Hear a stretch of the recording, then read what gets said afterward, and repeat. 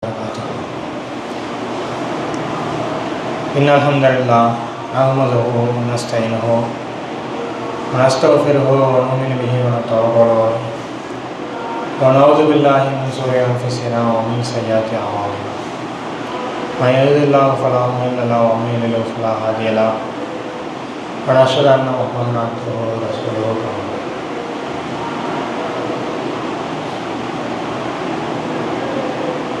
அல்லாஹ்வினுடைய கண்ணியத்திற்குரிய அடியார்களே, அல்லாஹ்வினுடைய அளவில்லா அன்பும் நிகரில்லா கருணையும் உங்கள் மீதும் என் மீதும் பொய்யேற்றமாக அல்லாஹ்ட்ட கேட்டவன் என்னுடைய உரையை ஆரம்பிக்கிறேன்.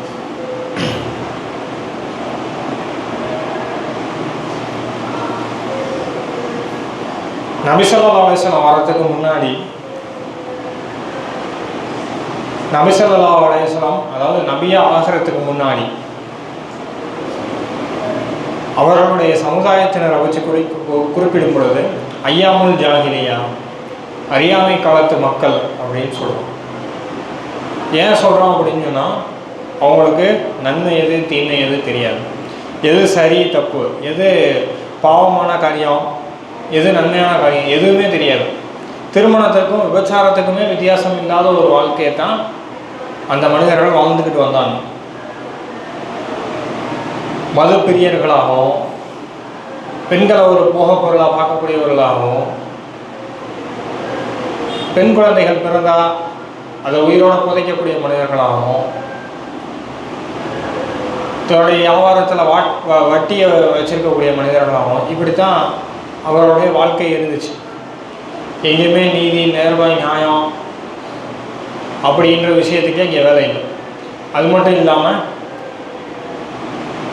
360க்கு மேலே சிலைகளை வச்சு வணங்கிக்கிட்டு இருந்தாங்க, அல்லாஹ்வையும் வணங்கிக்கிட்டு இருந்தாங்க. இப்படி தான் அந்த சமுதாயம் இருந்துச்சு. நபி ஸல்லல்லாஹு அலைஹி வஸல்லம் வந்ததுக்கப்புறம் என்ன ஆச்சு? நபி ஸல்லல்லாஹு அலைஹி வஸல்லம் மார்க்கத்தை எத்தி வைக்கிறாங்க. மார்க்க பிரச்சாரத்தை அந்த மக்கள் மத்தியில் முன்னிறுத்துகிறாங்க.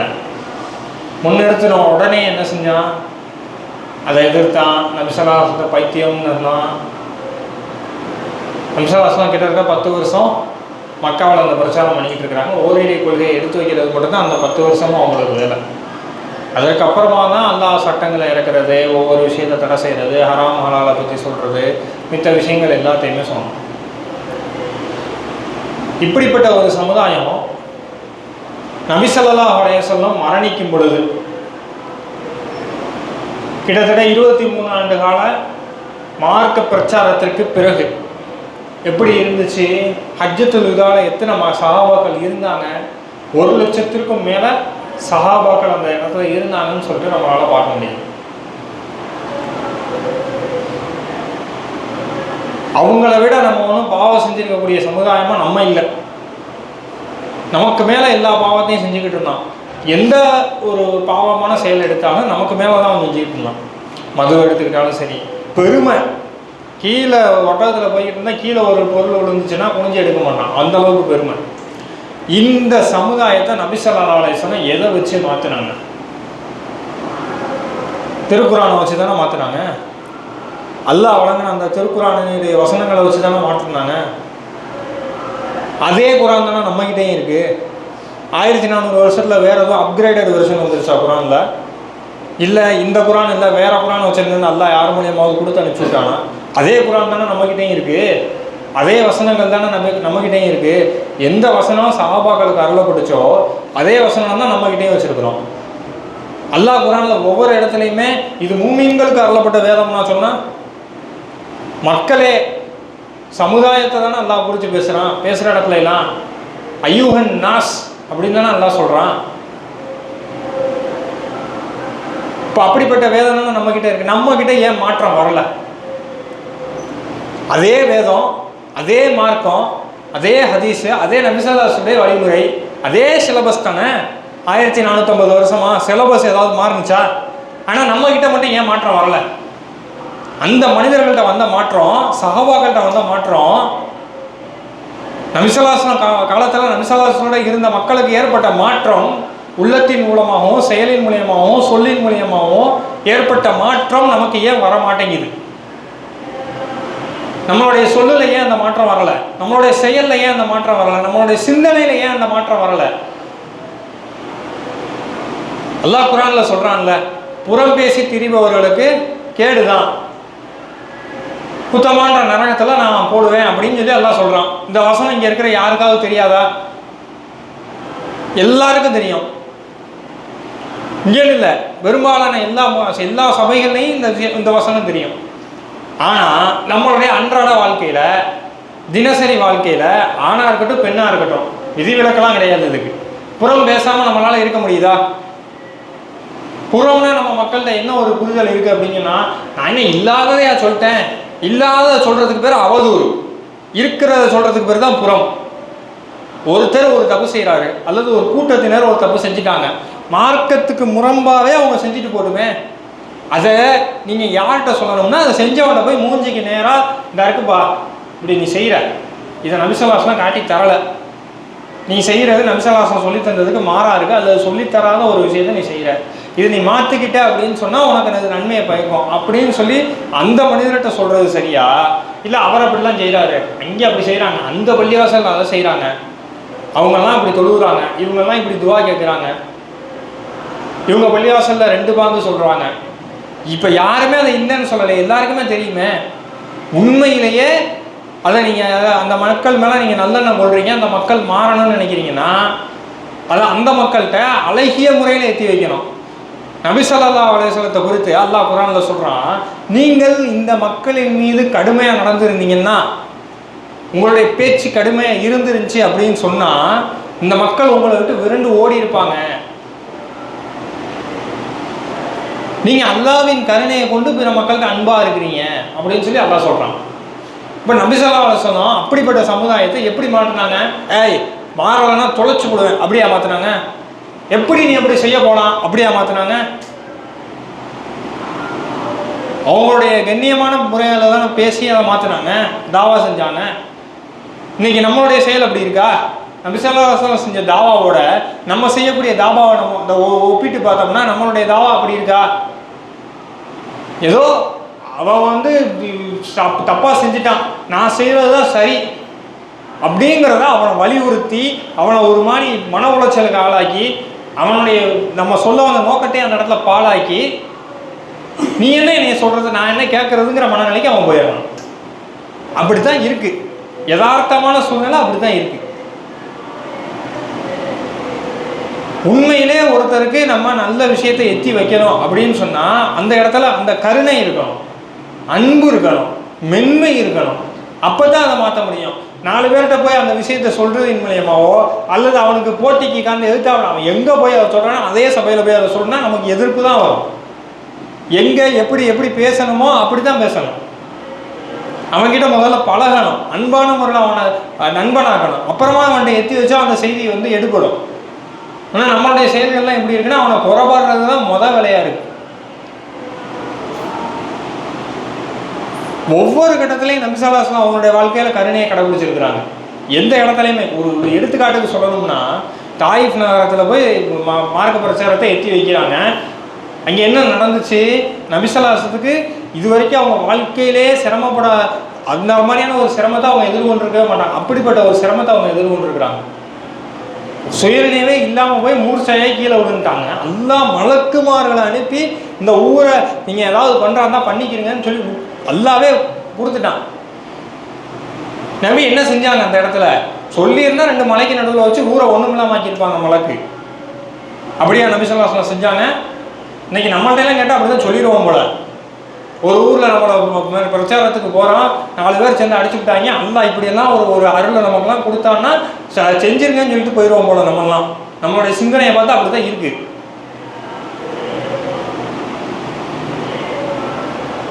இவங்களுடைய நபி ஸல்லல்லாஹு அலைஹி வஸல்லம் பதில் எப்படி இருந்துச்சு அந்த இடத்துல? இவங்களுடைய சமுதாயத்தினர் வருங்கால சங்கதியினர் இஸ்லாத்தை ஏற்றுக்கிறலாம், இவங்கள ஒன்றும் செஞ்சிடாதீங்க. எவ்வளோ ஒரு அன்பு தன்னுடைய சமுதாயத்தின் மேலே இருந்தால் இப்படி ஒரு பதிலை சொல்ல முடியும்? கொஞ்ச நஞ்ச அன்பா? எவ்வளவு அன்பு! அந்த அன்பை கற்பனை கூட நம்மளால பண்ண முடியல. தன்னுடைய சமுதாயத்தின் மேல நபி ஸல்லல்லாஹு அலைஹி வஸல்லம் வச்ச மாதிரி எந்த ஒரு தலைவரும் தன்னுடைய சமுதாயத்தின் மேல அனுபவிச்சிருக்க மாட்டாங்க. அப்ப அப்படிப்பட்ட தலைவரை நம்ம தலைவராக கொண்டிருக்கிறோம், நம்மளுடைய அப்படிப்பட்ட மனிதராக நம்ம தலைவராக கொண்டிருக்கிறோம். அப்போ நம்ம எவ்வளோ அன்பு வச்சிருக்கணும் சமுதாயத்தின் மேலே. ஆனால் அதற்கு பதிலாக நம்ம என்ன செஞ்சுக்கிட்டு இருக்கிறோம்? அவங்க ஏதாவது ஒரு விஷயத்தை செஞ்சிடட்டுமே மார்க்கத்துக்கு புறம்பா, உடனே அவனா 2 இப்படிலாம் பண்ணிக்கிட்டு இருக்கிறாங்க. என்னமோ நம்ம ரொம்ப பெர்ஃபெக்டாக, அல்லாஹ் ரொம்ப தப்பே செய்யாத படைப்பா படைச்ச மாதிரியும், நமக்கு தப்புனா என்னன்னே தெரியாத மாதிரியும், மலக்கு மாதிரியும், அவன் தான் என்னமோ தப்பு செஞ்சுக்கிட்டு இருக்க மாதிரியும், தன்னை ரொம்ப உயர்வா அப்படியே தன்னால் அப்படியே பரிசுத்தமான மார்க்கத்தில் அப்படியே மார்க்கத்தை அப்படியே கடைப்பிடிச்சி ஒரு தொழுக விடுறதில்ல, ஒரு திக்ரு விடுறதில்ல, ஒரு நோம்ப விடுறதில்ல, அல்லாஹ் சொன்ன ஒரு அமலையும் மிச்சம் வைக்காத மாதிரி தன்னை செஞ்சுக்கிற மாதிரி தன்னை ஒரு நினைப்பு, என்னமோ அவன் தான் இது செய்கிற மாதிரி. எப்படிப்பட்ட ஒரு ஒரு ஒரு என்ன சொல்றது, ஒரு விஷமத்தனமான ஒரு சிந்தனை இது. அவன் இப்படி இருக்கிறானே, அவனுக்கு நான் எப்படி மார்க்கத்தை எத்தி வைக்கிறது, அவன் இப்படி இருந்தா அவனுக்கு வழிகேட்டுக்கு போயிடுவானே, அல்லாஹ் அவனை நீ பாதுகாத்துரு, அப்படிலாம் நம்ம சிந்தனை இருக்கணும். அவன் எப்படியாச்சும் நரகத்துலேருந்து வெளியே வந்துட மாட்டானா, அவனுக்கு நான் இப்படி போய் சொன்னேன், அவன் கேட்கல, வேற எப்படி நான் அவனுக்கு சொல்லி புரிய வைக்கிறது, அவனுக்கு இதை சொன்னேன், அவன் காதில் விழுவ மாட்டேக்கு, வேற எப்படி நான் அவன்கிட்ட சொல்றது, அவனுக்கு ஃபோன் பண்ணி சொன்னேன் கேட்கல, நேரில் போய் சொன்னேன் கேட்கல, வேற என்ன அவனுக்கு பிடிக்கும், அவனை எப்படி நான் மார்க்கத்தை ஏற்றி வைக்கிறது, அவனை எப்படி வழிகேட்டிலேருந்து வெளியே கொண்டு வர்றது, அப்படிலாம் நம்ம சிந்தனை இருக்கணும். அந்த மாதிரியான சிந்தனை மாற்றம் நம்மகிட்ட இருக்கா? ஒரு கவலை வேணாம் நமக்கு, அந்த கவலை வரவே மாட்டேங்கிற. நபி ஸல்லல்லாஹு அலைஹி வஸல்லம் எங்கேயாவது இப்படி சிந்திச்சிருந்தாங்கன்னா என்ன ஆயிருக்கும்? நம்ம பேசுற மாதிரி தாவா பண்ணியிருந்தா என்ன ஆயிருக்கும்? அதெல்லாம் அப்படிலாம் செய்யக்கூடாதுப்பா, நம்ம சொல்றதுதான் தர்காவுக்குலாம் அப்படிலாம் போகக்கூடாது, தர்காவுக்கு போகக்கூடாதுன்னா அவனுக்கு அதை எப்படி சொல்லணும்? இங்கே பாரு, அல்லாஹ் நம்மளை படைச்சிருக்கிறான், அல்லாஹ் உன்னையும் படைச்சிருக்கான், அல்லாஹ் என்னையும் படைச்சிருக்கிறான், அல்லாஹ் கேளுங்க தர்றேங்கிறான், அல்லாஹ் மிக அருகாமையில் இருக்கிறான், அல்லாஹ்ட்ட கேட்டால் தர்றேங்கிறான், அல்லாஹ்ட்ட கேளு அப்படிங்கிறது தான் அவனுக்கு மென்மையான முறையில். ஒரு தடவை சொல்கிறோம், 2 தடவை சொல்கிறோம். ஒருத்தரை ஒரு விஷயத்தை நம்ம செய்ய வைக்கணும் அப்படின்னா நமக்குலாம் பொறுமை இழந்தது. ஒரு 2 தடவை சொல்லுவோம், 3 தடவை சொல்லுவோம், மிஞ்சி போனால் ஒரு 3-4 தடவை சொல்லிடும், 5ஆவது தடவை அவ்வளோதான், அதெல்லாம் சொல்லியாச்சுங்க. இது நம்ம வீட்டு பிள்ளைங்கள்டே நடக்கும். முதல் தடவை அன்பா பேரை சொல்லி, அது பொண்ணாக இருக்கட்டும் பையனாக இருக்கட்டும், பேரை சொல்லி அன்பா சொல்கிறது. 2ஆவது தடவை செய்யி, நீ வா போவாயிரும். 3ஆவது தடவை செய்கிறியா இல்லையா? ஆனால் நமக்கு அந்த வேலை நடக்கணும்னா முதல் தடவை நம்ம எப்படி சொன்னோமோ அதே மாதிரி தான் 100ஆவது தடவையும் நம்ம சொல்லணும். அப்போ தான் அந்த விஷயம் நடக்கும். ஆனால் நம்ம அதை செய்கிறோமா?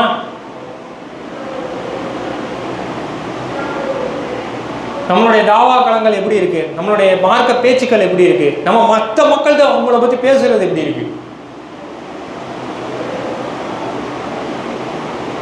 எப்படி மாத்தினுச்சு குர்ஆன் அந்த மனுஷர்களை, எப்படி நபி ஸல்லல்லாஹு அலைஹி வஸல்லம் மாத்தினாங்க? இன்னைக்கு ஏன் அந்த மாற்றம் வர மாட்டேங்குது? அன்னைக்கு நபி ஸல்லல்லாஹு அலைஹி வஸல்லம் தாவா பண்ணாங்க, நபி ஸல்லல்லாஹு அலைஹி வஸல்லம் கூட சில பேர் தாவா பண்ணிக்கிட்டு இருந்தாங்க. இன்னைக்கு எத்தனை பேர் மார்க்க பிரச்சாரம் பண்றோம்? ஒரு ஊர்ல எத்தனை தாயிகள் இருக்கிறாங்க, ஒரு ஊர்ல எத்தனை பேச்சாளர்கள் இருக்காங்க. இப்ப எத்தனை மடங்கு மக்கள் மனம் மாறணும்? ஏன் மாறல? எவ்வளவு தூரம் பிரச்சாரம் பண்றாங்க? பேச மட்டுமா செய்கிறாங்க? பேசுகிறாங்க, இந்த இப்போ நான் வீடியோ எடுக்கிற மாதிரி இது மாதிரி எடுக்கிறாங்க, இதை எடுத்து போடுறாங்க, இதை பல ஆயிரம் பல லட்சம் பல கோடி மக்கள் பேர் பார்க்குறாங்க. அப்போ என்ன பிரச்சனை இந்த இடத்துல? அப்படி இருந்த ஒரு சமுதாயமே மாறிடுச்சு, இந்த குர்ஆன் மாத்திருச்சு. அல்லாஹ் இந்த குர்ஆனை அருள்றான். 2வது அத்தியாயத்தில் அல்லாஹ் என்ன சொல்றான்? இது வேதம், இதுல எந்த சந்தேகமும் இல்லை, இது நம்பிக்கை உள்ளவருக்கு நேர்வழி காட்டும்ன்றான். ஏன் காட்டல? ஏன் மாற்றம் வரல? அல்லாஹ் இன்னொரு இடத்துல சொல்றான் குர்ஆன்ல, சூரா முல்க்ல, லி யபுலுவன்னக்கும் அய்யுக்கும் அஹ்ஸனு அமலா, உங்களில் அழகிய செயலுடையவர் யார் என்பதை சோதிப்பதற்கே நாம் மௌத்தையும் ஹயாத்தையும் படைச்சிருக்கோம். எதுக்கு? இந்த பிறப்பு இறப்புன்ற 2 விஷயத்தை எதுக்கு படைச்சிருக்கோம்? அழகிய செயலுடையவர் யார் என்பதை பார்க்கதற்கு. அப்போ அழகிய செயல்னா இந்த இடத்துல என்ன என்ன என்ன செயல் அல்லாஹ் இந்த இடத்துல குறிப்பிடுறதுக்கு சொல்றான் அல்லாஹ்? ஒரு ஒரு ஒரு மனிதருக்கு நம்ம மார்க்கத்தை எத்தி வைக்கிறோம்னா உள்ளத்திலிருந்து ஒரு அக்கறை, ஒரு கவலை, அந்த மனிதர் மேல வச்சிருக்கக்கூடிய ஒரு அன்பு. நபி ஸல்லல்லாஹு அலைஹி வஸல்லம் எப்படிப்பட்ட அன்பை வச்சிருந்தாங்க தன்னுடைய சமுதாயத்தின் மேல?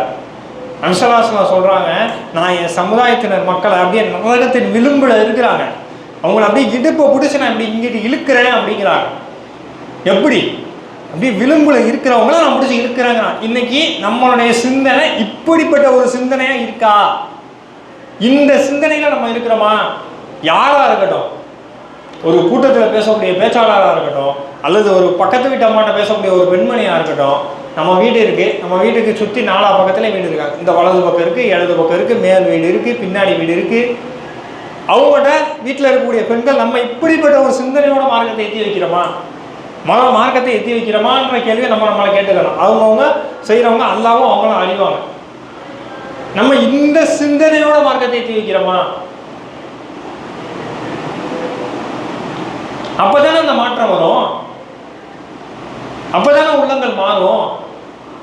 இல்லைன்னா நான் அப்படியே முதல்ல சொன்ன மாதிரி தான், நீ என்ன சொல்றது நான் என்ன கேட்கறது. இன்னைக்கு நான் சமுதாயத்தில் பார்க்குறேன், இதுதான் நடக்குது.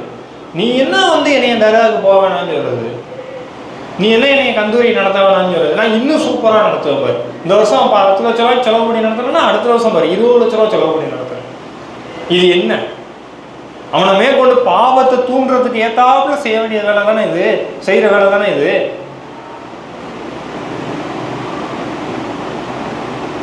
அவர் எப்படி அந்த மாற்றம் வரும்? ஒரு ஒரு இது வெளியே சொல்றது. ஒரு இளைஞர்கிட்ட போய் பேசுறாங்க, எந்த நேரம் பார்த்தாலும் அவன் ஃபோனை பார்த்துக்கிட்டே இருக்கிறான். நைட்டு 12 மணிக்கு இன்ஸ்டாகிராம் பார்க்குறான், நைட்டு 12 மணிக்கு ஃபேஸ்புக் பார்க்குறான். இப்போ யாரு இல்லைன்னு சொன்னதுன்னு நான் கேட்குறேன். ஆமாம் பார்க்குறான் தான், அதுக்கு என்ன செய்யறது? அவனை பார்க்க விடாம ஆக்குறது தான் அதுக்கு முறையா? அப்படித்தான் சொல்லியிருக்காங்களா? முதல்ல நம்ம மக்கள் என்ன மாதிரி செய்யறாங்கன்னா, அந்த விஷயத்தை மாற்றணும், அதை ரிமூவ் பண்ணணும், அதை எடுக்கணும்னு நினைக்கிறாங்க. அது முடியவே முடியாது. அப்பெல்லாம் அப்படி ஒரு விஷயத்தை உளவியல் ரீதியாக செய்யவே இல்லை. ஒன்றுக்கு மாற்று, ரீப்ளேஸ் தான், ரிமூவ் கிடையாது. அவனை இன்ஸ்டாகிராம் பார்க்குறான்னா அவன் இன்ஸ்டாகிராம் தான் பார்ப்பான். எதை பார்க்கணும், அவன் எதை பார்க்கக்கூடாது, அதையே நீங்கள் கற்றுக் கொடுக்கணும் அவனுக்கு. ஒரு இளைய சமுதாயத்தில் ஒரு பையனோ ஒரு பொண்ணோ 20-25 வயசுக்குள்ளே இருக்கிறாங்க அப்படின்னு சொன்னால், நீ இதை தாம்மா பார்க்கணும், நீ இதை தாம்மா பார்க்கணும், இதெல்லாம் தப்பு, இதெல்லாம் ஹராமான விஷயம். எவ்வளோ பேர் இருக்கிறாங்க இன்னைக்கு இந்த திருச்சி மாநகரில். எவ்வளோ மக்கள் இன்ஸ்டாகிராம் மூலியமாகவும் ஃபேஸ்புக் மூலியமாகவும் யூடியூப் மூலியமாகவும் மார்க்க பிரச்சாரங்களை மேற்கொண்டுகிட்டு இருக்கிறாங்க. அவங்களும் நைட்டில் இன்ஸ்டாகிராம் பார்க்க தான் செய்கிறாங்க, அவங்களும் நைட்டில் ஃபேஸ்புக் பார்க்க தான் செய்கிறாங்க. எதை பார்க்குறாங்க? இது கத்தி. நான் எல்லா இடத்துலையும் பொதுவாக அடிக்கடி ஒரு உதாரணம் சொல்கிறது உண்டு. கத்தி இருக்குது, கத்தியை வச்சு என்ன செய்யலாம்? ஆப்பிளையும் வெட்டலாம், ஆளையும் குத்தலாம். ஆளை குத்துறோமா ஆப்பிளை வெட்டுறோமாங்கிறத கத்தியை கையில் வச்சிருக்கால் தான் முடிவு பண்ணணும். கத்தியை வச்சு ஆளை குத்தலாங்கிறதுக்காக யாருமே வீட்டில் கத்தி வாங்காமையா இருக்கிறோம்? கத்தியை வச்சு ஆளை குத்துறாங்கப்பா, அதனால கத்தி என் வீட்டுக்கு வேண்டாம். யாராலையாவது இப்படி சொல்ல முடியுமா? நான் என் வீட்டில் காய்கறி வெட்ட தானே கத்தியை யூஸ் பண்ணுறேன், நான் என் வீட்டில் பழம் வெட்டி திங்க தானே கத்தியை யூஸ் பண்ணுறேன். அதே தான் நானும் சொல்கிறேன். நம்ம கையில் இன்ஸ்டாகிராமு ஃபேஸ்புக்கு யூடியூப் இருந்துச்சுன்னா நம்ம எதுக்கு யூஸ் பண்ணுறோங்கிறது நம்ம தான் வரும். அதை குறித்து தான் நாளைக்கு எல்லாம் கேள்வி கேட்க போகிறோம். ஆனால் நம்ம சமுதாயத்தில் பேசக்கூடிய பெரும்பாலான விஷயங்கள், பேச்சாளர்கள் சொல்லக்கூடியது என்னென்னா, 12 மணிக்கு இன்ஸ்டாகிராமை பார்க்குறான், அவன் அப்படி தான் பார்ப்பான். அப்புறம் எப்படி மாற்றம் வரும்? அவன் என்ன பண்ணிடுவான்? இந்த பயானை கேட்டுக்கிட்டு, ஆமாம் இவருக்கு வேறு வேலை இல்லை, இவர் இப்படியே பேசிக்கிட்டே இருப்பார். இதுதான் மாற்றத்துக்கான வழியா? இதுதான் அந்த நபி ஸல்லல்லாஹு அலைஹி வஸல்லம் அந்த சமுதாயத்தில் ஏற்படுத்தின மாற்றமா? இந்த மாற்றத்தை தான் நம்ம கொண்டு வர போகிறோமா? உள்ளத்துக்குள்ள அந்த செய்தி போய் பதியணும். அதுக்கு நம்ம என்ன செய்யறது? நூஹ் நபி அல்லாஹ் கிட்ட துவா செய்கிறாங்க, யா அல்லாஹ் அவங்க சமுதாயத்தை அவங்க எப்படியெல்லாம் அழைச்சாங்கன்னு சொல்லி துவா செய்கிறாங்க. யா அல்லாஹ் என் சமுதாயத்தை நான் பகலில் அழைச்சேன், என் சமுதாயத்தை நான் இரவில் அழைச்சேன், நான் வெளிப்படையாக அழைச்சேன், மறைமுகமாக கூப்பிட்டேன், பொது வெளியில கூப்பிட்டேன், ரகசியமா கூப்பிட்டேன். எப்படி எல்லாம் கூப்பிட்டுருக்குறாங்க பாருங்க. எல்லாம் அழைச்சேங்கிறது தான் நடக்கல மேட்ரு. எப்படியெல்லாம் அழைச்சல, தனியாக கூப்பிட்டா வந்துடுவானோ, கூட்டமாக நின்று சொன்னால் வந்துடுவானோ, பகலில் நின்று சொல்கிறான், நைட்டில் போய் சொல்லி பார்ப்போமே. ஒவ்வொரு மாதிரி யோசிச்சிருக்கிறாங்கல்ல அவங்க. இப்படி சொன்னால் வந்துடுவானோ, அப்படி சொன்னால் வந்துடுவானோ, ஏதாவது ஒன்று சொல்லி வர வச்சிட மாட்டோமா, ஏதாவது ஒரு விஷயம் அவன் உள்ளத்தை மாற்றிடாதா, எப்படிப்பட்ட ஒரு சிந்தனை இருந்திருக்கு அவங்களுக்கு.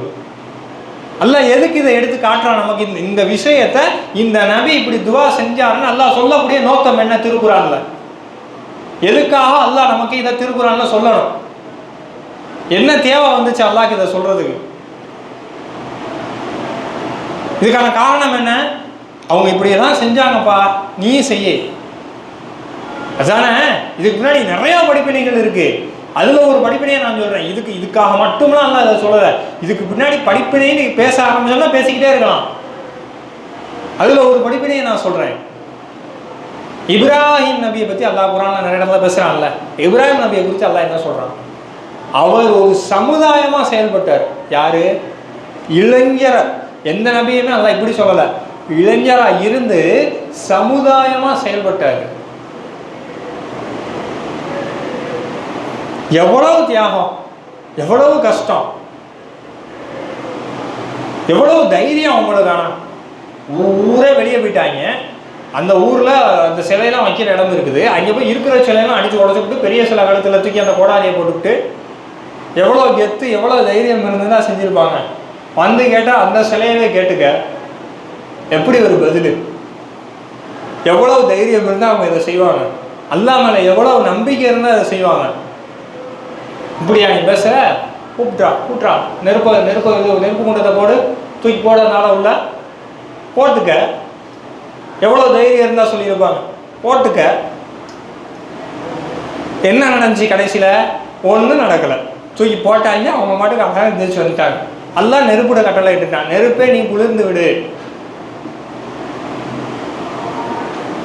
நீங்கள் எத்தனை பேரும் அதுக்கு ரெடியாக இருக்கிறோம்? அடுத்து மூசா நபிக்கு சொல்லியாச்சு, ஃபிரௌன்ட்ட எல்லாம் பண்ணியாச்சு, பஞ்சாயத்து ஆயிடுச்சு, விரட்டிக்கிட்டு வந்துட்டான். எங்கே வந்தாச்சு? கடலுக்கு வந்தாச்சு. சமுதாயத்து மக்களோட கூட்டிகிட்டு வந்தாச்சு. கூட இருக்கவங்கலாம் என்ன செய்யறான்? மூசாவே நல்லா மாட்டிக்கிட்டோம், இனிமேல் நம்ம காப்பாற்றுறதுக்கு, நம்மளை தப்பிக்கிறதுக்குலாம் வழி கிடையாது. நீங்களும் உங்கள் ரப்பும் அல்லாவும் போய் சண்டை போட்டுக்கிறீங்க ஃபிரௌனோட. எப்படி? என் ரப்பு என்னையை காப்பாற்றுவான் சொன்னாங்கல்ல மூசா நபி. கம்பை கொண்டே கடலை அடித்தாங்கல்ல, கம்பால் அடித்தா கடல் புழக்குமா? பொழந்துச்சுல, எல்லாம் காப்பாற்றினான்ல. என்ன ஒரு வார்த்தை! கூட்டத்தோடு நிற்கிறாங்க, பின்னாடி ஒரு கூட்டம் துரத்திக்கிட்டு வருது, முன்னாடி கடல் நிற்கிது, நின்றுக்கிட்டு என் ரப்பை என்னை காப்பாற்றுவான்ப்பா. அல்லாஹ் மேலே என்ன ஒரு நம்பிக்கை இருந்தால் சொல்லியிருப்பாங்க. அல்லாஹ் காப்பாற்றினான்ல. இந்த இடத்துல நம்ம பார்க்க வேண்டியது, அவங்க பிரச்சாரம் பண்ணியிருக்காங்க, அதனால ஒரு பாதிப்பு வந்திருக்கு. அந்த பாதிப்பை எப்படி எதிர்கொள்கிறாங்க? அதே தான் இப்ராஹிம் நபிக்கு. இப்போ நான் சொல்ல வர விஷயம் என்னன்னா, பிரச்சாரம் நம்ம பண்ணணும், அதனால பாதிப்பு வரும், அதனால பிரச்சனை வரும். நம்மளுடைய பிரச்சாரத்தில் தொய்வு வரக்கூடாது. அப்போத்தானே அந்த மாற்றம் வரும். நபி ஸல்லல்லாஹு அலைஹி வஸல்லம் போகிற இடத்துல எல்லாம் அடிக்க மட்டும் தானே செஞ்சான். மதீனாவுக்கு போய் ஆட்சியாளராக உட்கார்ந்ததுக்கப்புறம் அவங்க போர் செஞ்சாங்க, ஆட்சி நடத்தினாங்கன்றது தான் வேற. மக்காவில் இருக்கிற வரைக்கும் என்னென்ன அநியாயம் பண்ணா? ஒன்று ரெண்டா தொழுவுறாங்க போய் நின்று, ஒட்டை உடலை கொண்டு வந்து முதுகுக்கு மேலே போடுறான். எவ்வளவு அதை வந்து சொல்ல முடியுமா? அதோடைய சிரமத்தையும் கஷ்டத்தையும் அதை பொறுத்துக்கிட்டு அவங்க தாவா பண்ணாங்கல்ல. அப்போ தானே அந்த மாற்றம் வந்துச்சு. இந்த மது பற்றின செய்தி எல்லாரும் கேள்விப்பட்டிருக்கோம். மதுவை அல்லாஹ் தடை செஞ்சிட்டான். தடை செஞ்சோன்னா அந்த ஹதீஸை குறிப்பிடக்கூடிய சஹாபி எப்படி அதை சொல்கிறாரு? மதீனாவுடைய வீதியில் மது ஆறு ஓடுனுச்சு. அது ஆறா ஓட போகுது, எல்லா வீட்டிலேருந்து எடுத்து கொண்டு வந்து வெளியே கொட்டாங்க. அதை வந்து ஒரு வர்ணனையாக அவர் சொல்கிறாரு. எப்படி நடந்துச்சு? குடமோடமாக மதுவை குடிச்சிக்கிட்டு இருந்தாங்கல்ல, எல்லாம் மதுவை தடை பண்ணிட்டான். இது ஒன்று தானே செய்தி. மதுவை குடித்தா, இன்றைக்கி சொல்கிற மாதிரி மதுவை குடித்தா லிவர் பாதிச்சு போயிடும், அதுவே உடம்புல அவ்வளோ பிரச்சனை வரும், இதையெல்லாமா சொல்லிக்கிட்டு இருந்தாங்க நபி ஸல்லல்லாஹு அலைஹி வஸல்லம். மதுவை அல்லாஹ் தடை பண்ணிட்டான்ப்பா, அவ்வளோதான் முடிஞ்சிச்சு. செய்தி வந்துச்சா, அப்படியா மதுவை தடை பண்ணிட்டான்னா தூக்கி ஊற்றி கீழே முடிஞ்சிச்சு. என்ன இது?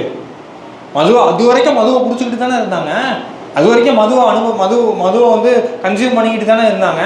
சொன்னோன்னே எப்படி செய்ய முடிஞ்சிச்சு? எப்படி அந்த மாற்றம் வந்துச்சு?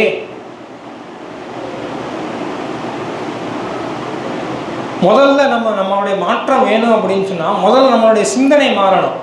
ஒருத்தரை பற்றின குறைய பேசுகிறதுலையும் புறம் பேசுகிறதுலையும் அவரை திட்டுறதுலையும் அவருக்கு போட்டிக்கு போய் நிற்கிறதுலையும் வாதம் பண்ணுறதையும் விட்டுட்டு அவருக்கு நான் எப்படி மார்க்கத்தை எத்தி வைக்க போகிறேன், அவர் எனக்கு எவ்வளோ கஷ்டத்தை கொடுத்தாலும் சிரமத்தை கொடுத்தாலும் பதிலுக்கு கஷ்டத்தையும் சிரமத்தையும் கொடுக்கறதுக்கான அம்சலாசம் சொல்லி கொடுத்துட்டு போனாங்க. நான் அவருக்கு எப்படி மார்க்கத்தை கொண்டு போகிறேன், இப்படி செஞ்சால் இப்படி சிரமப்படுத்துறானா, இப்படி சொன்னால் அவன் காதில் விழுவ மாட்டேங்குதா, இப்படி சொன்னால் அவன் மண்டையில் ஏற மாட்டேங்குதா, அப்போ அவன் மண்டையில் ஏறுற மாதிரி நான் எப்படி சொல்கிறது, அதை எப்படி நான் அன்பாக சொல்கிறது, அதை எப்படி நான் கருணையோட சொல்கிறது? எவ்வளோ கவலைப்பட்டிருப்பாங்க நபி ஸல்லல்லாஹு அலைஹி வஸல்லம். அவங்களுடைய தந்தைக்கு மார்க்கத்தை ஏற்றி வைக்க முடியல, அவங்களோட தாய்க்கு மார்க்கத்தை ஏற்றி வைக்க முடியல. எவ்வளோ கவலை இருந்திருக்கும் அவங்க உள்ளத்தில்.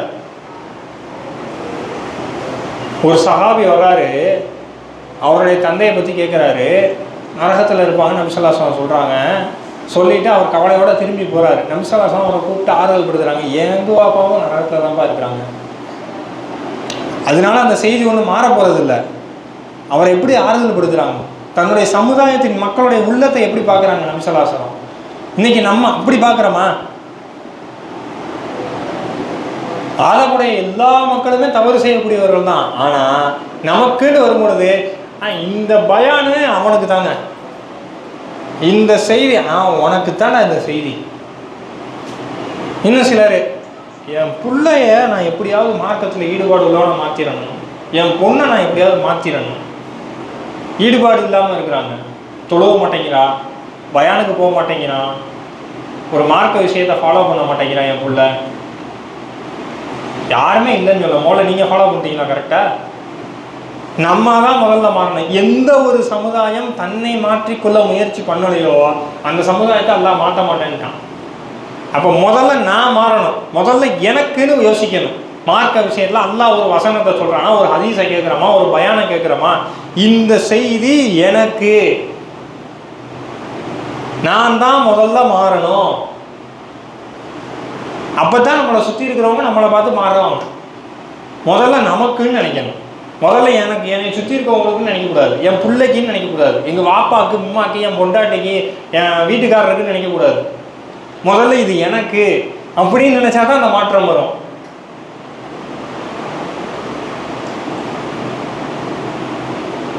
அல்லாஹ் சொல்கிறான் குர்ஆன்ல, அல்லைஸலில் இன்சான இல்லா மா யஷா, மனிதனுக்கு அவன் முயற்சித்ததை தவிர வேறு எதுவும் இல்லை. அப்போ நம்மளை மாற்றிக்கிற முயற்சியில் நம்ம ஈடுபடுறோமா? அந்த முயற்சியில் ஈடுபட்டால் அல்லாஹ் மாத்திரன்ட்டான். யார் மாத்திரன்ட்டா? அல்லாஹ் மாத்திரன்ட்டான். அப்போ அந்த முயற்சியில் நம்ம ஈடுபடுறோமா? நம்மளுடைய செயலில், நம்மளுடைய சிந்தனையில், முதல்ல சிந்தனையில் இந்த மாற்றம் வந்துருச்சுன்னா செயலில் மாறிடும், சொல்லு மாறிடும், எல்லாமே மாறிடும். அல்லாஹ் என்ற ஒரு விஷயத்த சொல்லிட்டான், நான் அதை கடைப்பிடிக்கிறேன், அதை கடைப்பிடிக்கிறது மூலியமாக மற்ற மக்களுக்கு அடுத்ததை எத்தி வைக்கிறேன், அந்த மக்கள் மாறுறதுக்கான முயற்சியில் ஈடுபடும். இப்படி மாறினா தான் நபி ஸல்லல்லாஹு அலைஹி வஸல்லம் கொண்டு வந்த மாற்றம் இப்படி தான் நடந்துச்சு. அவங்க செஞ்சாங்க, முதல்ல சொல்லிட்டு அவங்க போகலை, இது உனக்கு தான்ப்பா நீ செய்யின்னு சொல்லலை, இது இப்படித்தான் செய்யணும்னு அவங்க செஞ்சு காட்டினாங்க. அதனால தான் அந்த மாற்றம் வந்துச்சு. அவங்க அன்பா இருன்னு சொன்னதோட நிப்பாட்டலை, அவங்க அன்பா இருந்தாங்க. தொழுவுன்னு சொன்னதோட நிப்பாட்டலை, அவங்க தொழுவுனாங்க. ஒவ்வொரு இடத்துலையுமே எங்கேயாவது நபி ஸல்லல்லாஹு அலைஹி வஸல்லம் யாரையாவது பற்றி குறை சொன்னாங்க, புறம் பேசுனாங்க, எங்கேயாவது இருக்கா? ஒரு செய்தியை காட்ட முடிஞ்சா? அப்போ நம்ம செய்கிறோம், நம்ம ரொம்ப கரெக்டாக இருக்கிற மாதிரி. இப்போ நம்ம மாறணும், நம்ம மாறுறது மூலயமா மற்றவங்க மாறுவாங்க. நம்மளுடைய தவறுகளை நம்ம மாற்றினோம்னா மற்றவங்கள்ட்ட நம்ம மார்க்கத்தை எத்தி வைக்கிறது இவரே செய்கிறாரு, அது மூலயமா அவங்க செய்கிறதுக்கான ஒரு உள்ள மாற்றம் ஏற்படும். இன்ஷா அல்லாஹ் நபி ஸல்லல்லாஹு அலைஹி வஸல்லம் எந்த மார்க்கத்தை மக்கள் மத்தியில் எத்தி வச்சாங்களோ அதை எத்தி வச்ச வடிவில் பின்பற்றக்கூடிய நல்ல மக்களாக இருந்து அந்த மாதிரியான ஒரு உள்ள மாற்றத்தை பெறக்கூடிய மக்களாக ஆகிறதுக்கு அல்லாஹ் நமக்கு உதவி செய்வானா. அல்லாஹ்ட்ட கேட்டவனா. என்னுடைய முதல் உரையை முடிச்சுக்கிறேன். அஸ்ஸலாமு அலைக்கும் வரஹ்மத்துல்லாஹி